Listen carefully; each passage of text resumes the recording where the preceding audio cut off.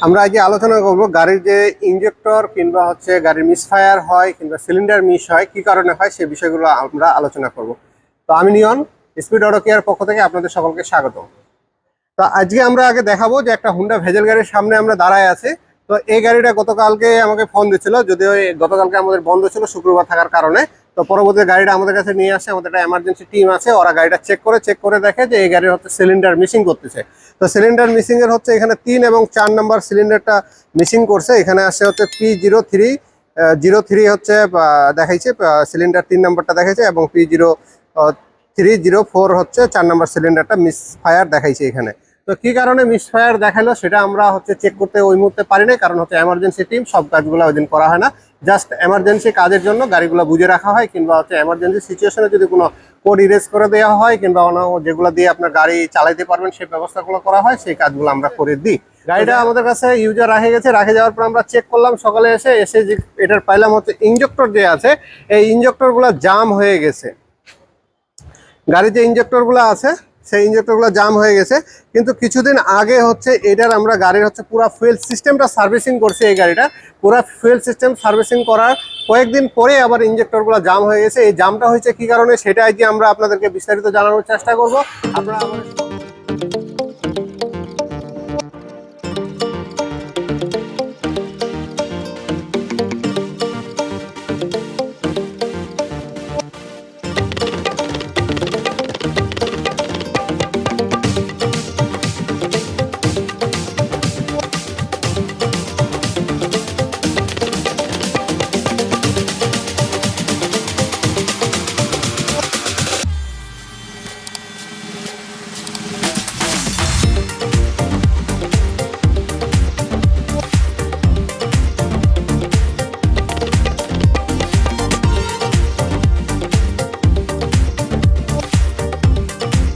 তো মোটামুটি আমরা এই গাড়িটা হচ্ছে সম্পূর্ণ টেস্ট ড্রাইভ দিলাম, টেস্ট ড্রাইভ দিয়ে শেষ করলাম। শেষ করার পরে এখন দেখলাম যে এই গাড়িতে কোনো রকমের সমস্যা আমরা পাচ্ছি না। যদিও এটা 3-4 দিন 5 দিন 1 সপ্তাহ না চালায়, এইটার কোনো প্রবলেম আছে কিনা সেটা আমরা বুঝতে পারবো না। যেহেতু ইঞ্জেক্টরে একটু প্রবলেম ছিল সেটা আমরা ক্লিয়ার করে দিছি, এবং যদি সমস্যা থাকে সেক্ষেত্রে এই জায়গায় আমরা ওটা বলেই দিব। পরে যদি কোনো সমস্যা হয় সেক্ষেত্রে আমরা আরো এটা নিয়ে অ্যানালাইসিস করব যে আসলে বারবার এটা এরকম সমস্যা হচ্ছে কেন, যেহেতু এটা আমরা এর আগে একবার ফুয়েল সিস্টেম সার্ভিসিং করে দিছি, তারপরেও এই সমস্যাটা নিয়ে আমাদের কাছে আসছে।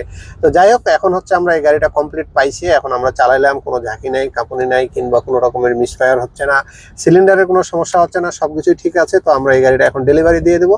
ডেলিভারি দেওয়ার পরে আমরা যদি আবার আসে সেক্ষেত্রে আপনাদেরকে ভিডিওর মাধ্যমে জানাই দিব যে এই গাড়িতে কোনো সমস্যা আছে কি না।